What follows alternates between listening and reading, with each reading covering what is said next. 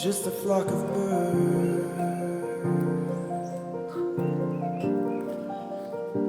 It's how you think of love, and I always